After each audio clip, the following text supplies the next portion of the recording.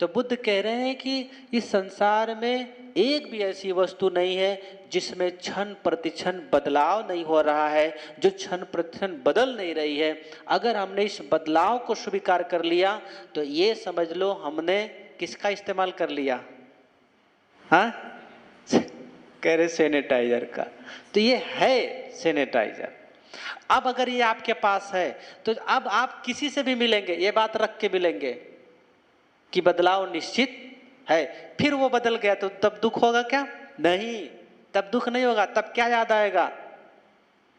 अनिच्चावत संखारा उपादवय धम्मिनो। तब ये बुद्ध की बात आएगी कि अनित्य है सारे संस्कार, जो कुछ भी मिली हुई बातें हैं वो क्या है?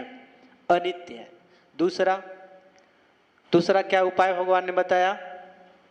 जो अनित्य है, जो बदल रहा है, वो क्या दे रहा है? दुख दे रहा है। ये भगवान बुद्ध ने दूसरा बताया। तो अगर हम इस बात को समझेंगे कि संसार की एक भी वस्तु ऐसी नहीं है जो हमें दुख न देने वाली हो, तो जब उससे दुख मिलेगा तब हम इस बात को ध्यान में रखेंगे कि सभी संस्कृत चीजें, बनी हुई चीजें क्या देने वाली है? दुख देने वाली। तो जब हमको इसका आभास होगा, यही है इदं दुखं आर्य सच्चंति में भिक्खवे, यही दुख आर्य सत्य स्वीकार करने योग्य है कि ये दुख आर्य सत्य है। जैसे आपने स्वीकार कर लिया, अब आप उससे बाहर निकलने का आपको मौका मिलेगा।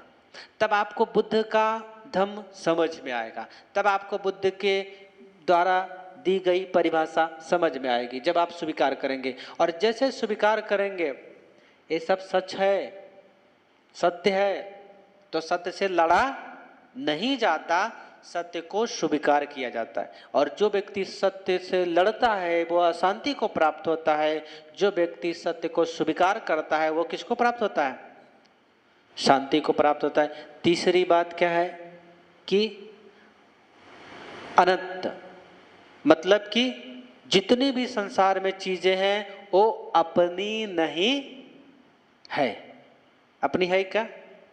यहाँ आप लोग आए हो बिहार में, बिहार में आपका क्या है? कुछ है? जिस पे बैठे हो वो है आपका?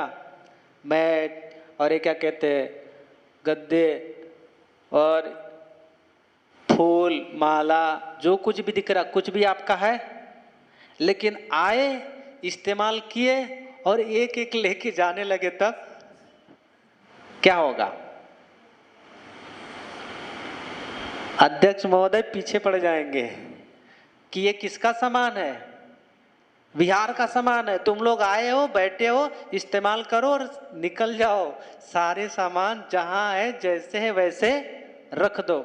ऐसे ही हम लोग संसार में भी आए हैं। संसार की एक भी वस्तु हमारी नहीं है, चाहे वो हमारा पति हो, पुत्र हो, भाई हो, नात हो, रिश्तेदार हो, या स्वयं हमारा शरीर हो, कुछ भी हमारा नहीं है। हम केवल एक तरह से मेहमान बन के आए हैं, मालिक हम किसी चीज के नहीं है। और जब हम किसी चीज के मालिक बनते हैं तो वो सारी चीजें हमको क्या देती है? दुख देती है। और हम मालिक बनते हैं, हर एक चीज का बन जाते हैं और हम उसको परमानेंट रखना भी चाहते हैं।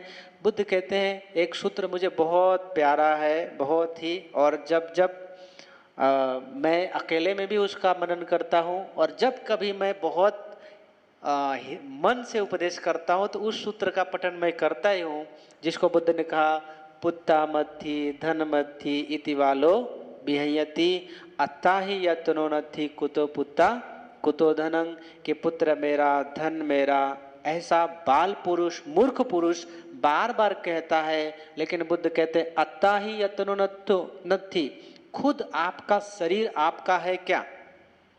जब खुद आपका शरीर आपका नहीं है तो कहाँ पुत्र और कहाँ धन?